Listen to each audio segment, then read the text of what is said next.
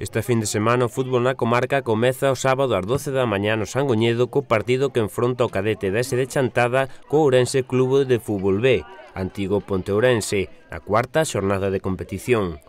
Logo de 3 partidos, os de Juan só suman 3 puntos acadados como locais, polo que tratarán de seguir esa boa liña no Sangoñedo e esquecer a goleada sufrida ante o Bosco.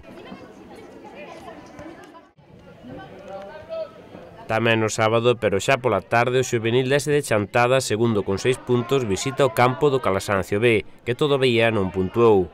Os xuvenis golearon nas 2 primeiras xornadas, pero na terceira perderon ante un rival menor.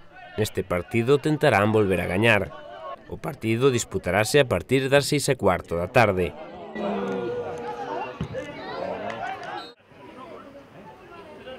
Un pouco antes, ás 5 da tarde do sábado, Chantada Atlético recibe o Residencia B no Sangoñedo. Os de Rigui precisan os puntos despois dun mal comenzo de liga con 3 derrotas e unha vitoria, pero non o terán doado ante un rival que está quinto na clasificación.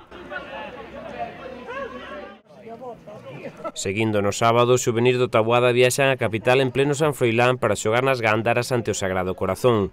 Os de Antón aínda non puntuaron, polo que tentarán estrearse nesta cuarta xornada. O equipo sénior do Taboada Clube de Fútbol tamén xoga en Lugo sábado pola tarde.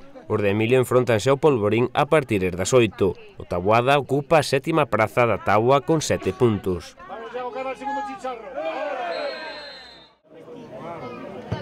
E xa no domingo, ás 6 da tarde, o Chantada B visitará o Campo dos Medos para medirse ao Brollón na 5ª xornada de competición. Partido moi complicado ante un dos favoritos ao ascenso, en un campo no que os chantadinos non acadaron sacar nada positivo nos últimos anos.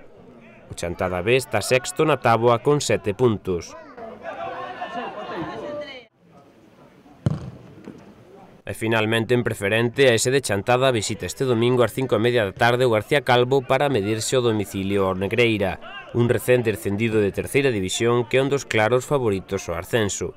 Os chantadinos viven un gran momento que os sitúa terceiro na táboa con 10 puntos e tratarán de prolongalo conseguindo sacar algo positivo dun dos campos máis complicados da categoría.